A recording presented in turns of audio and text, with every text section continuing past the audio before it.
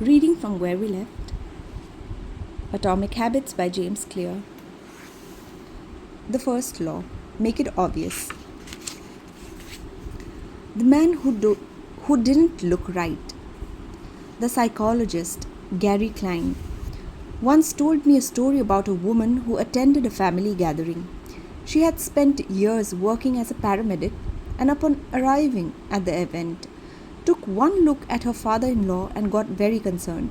"I don't like the way you look," she said. Her father-in-law, who was feeling pretty fine, jokingly replied, "Well, I don't like your looks either." "No," she insisted. "You need to go to the hospital now." A few hours later, the man was undergoing life-saving surgery after an examination had revealed that he had a blockage to a major artery and was at immediate risk of a heart attack. Without his daughter-in-law's intuition, he would have died. What did the paramedic see? How did she predict his impending heart attack? When major arteries are obstructed, the body focuses on sending blood to critical organs and away from peripheral locations near the surface of the skin. The result is a change in the pattern of distribution of blood in the face. After many years of working with people with heart failure, the woman had unknowingly developed the ability to recognize this pattern on sight. She couldn't explain what it was that she noticed in her father-in-law's face, but she knew something was wrong. Similar stories exist in other fields. For example, military analysts can identify which blip on a radar screen is an enemy missile and which one is a plane from their own fleet, even though they are traveling at the same speed, flying at the same altitude, and look identical on radar in nearly every respect. During the Gulf War, Lieutenant Commander Michael Riley saved an entire battleship when he ordered a missile shot down, despite the fact that it looked exactly like the battleship's own plane on radar. He made the right call, but even his superior officers couldn't explain how he did it.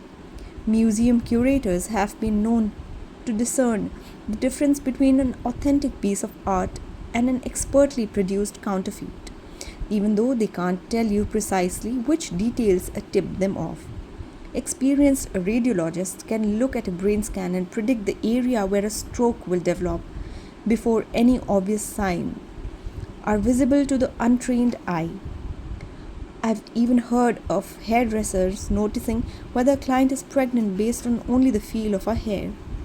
The human brain is a prediction machine. It is continuously taking in your surroundings and analyzing the information it comes across.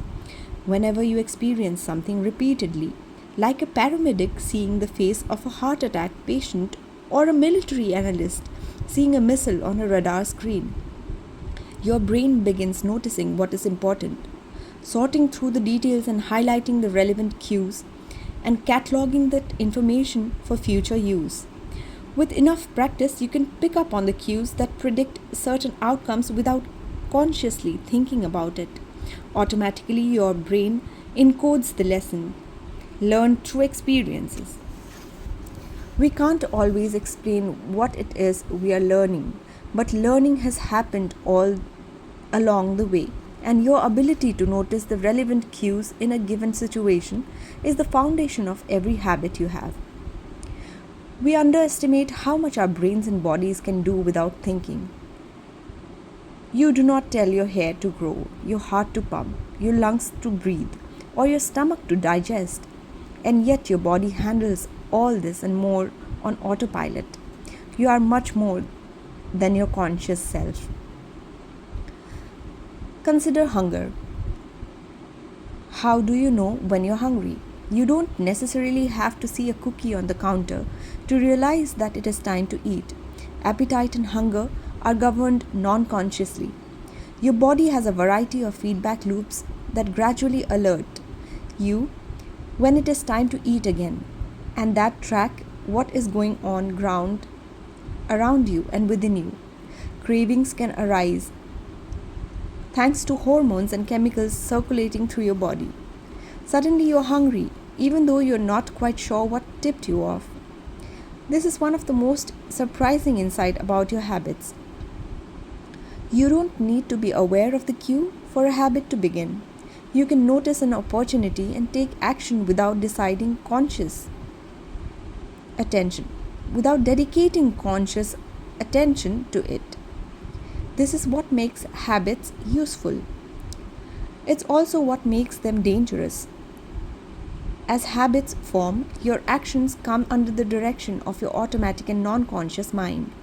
You fall into old patterns before realizing what's happening, unless someone points it out. You may not notice that you cover your mouth with your hand whenever you laugh, that you apologize before asking a question, or that you have a habit of finishing other people's sentences. And the more you repeat these patterns, the less likely you become to question what you're doing and why you're doing it. I once heard of a retail clerk who was instructed to cut up empty gift card after customers used up the balance on the card. One day, the clerk cashed out a few customers in a row who purchased with gift cards.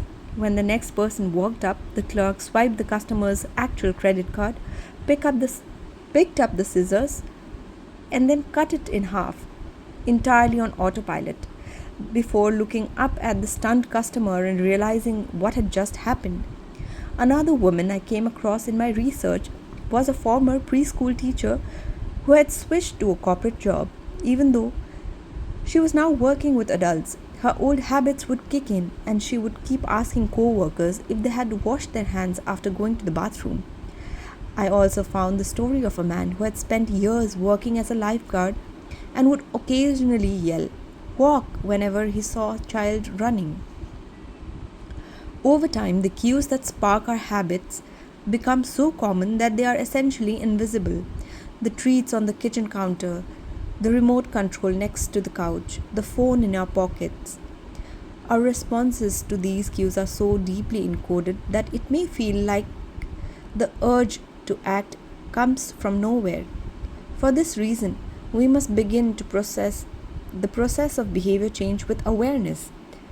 Before we can effectively build new habits, we need to get a handle of our current ones.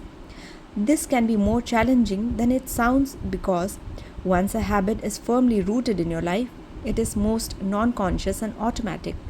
If a habit remains mindless, you can't expect to improve it. As the psychologist Carl Jung said, until you make the unconscious conscious, it will direct your life and you will call it faith.